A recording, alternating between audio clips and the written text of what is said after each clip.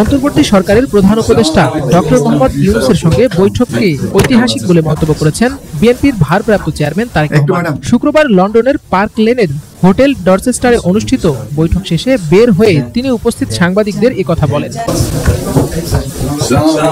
4 দিনের সফরে ওই হোটেলেই অবস্থান করছেন প্রধান উপদেষ্টা। বিশ্বস্ত সূত্রের বরাতে জানান, ডক্টর ইউনূস ও তারেক রহমানের মধ্যে অনুষ্ঠিত একান্ত বৈঠক প্রায় 1 ঘণ্টা স্থায়ী হয়।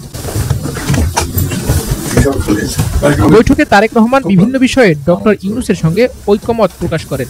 তারেক রহমান নোবেল বিজয়ী ডক্টর ইউনূসকে বলেন, আপনি ও বেগম খালেদা জিয়া আমাদের জাতির মুরব্বী, আপনারা আমাদের পরামর্শ দেবেন এবং বাংলাদেশের সমৃদ্ধি অর্জনে আপনারা দিক নির্দেশনা দেবেন।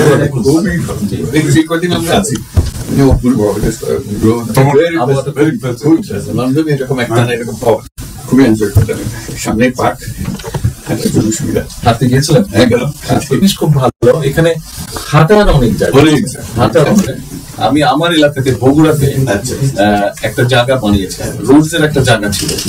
আজ বিএনপির ভারপ্রাপ্ত চেয়ারপারসন জনাব তারেক রহমান লন্ডনে সফররত প্রধান উপদেষ্টা প্রফেসর ডক্টর মোহাম্মদ ইউনূসের সাথে সাক্ষাৎ করেন। অত্যন্ত সৌহার্দ্যমূলক।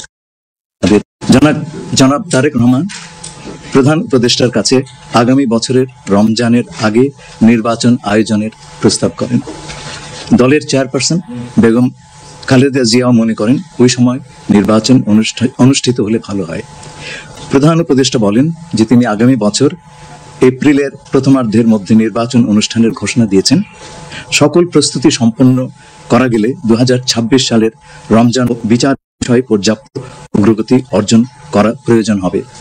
জনাব তারেক রহমান প্রধান উপদেষ্টার এই অবস্থানকে স্বাগত জানান এবং দলের পক্ষ থেকে তাকে ধন্যবাদ জ্ঞাপন করেন।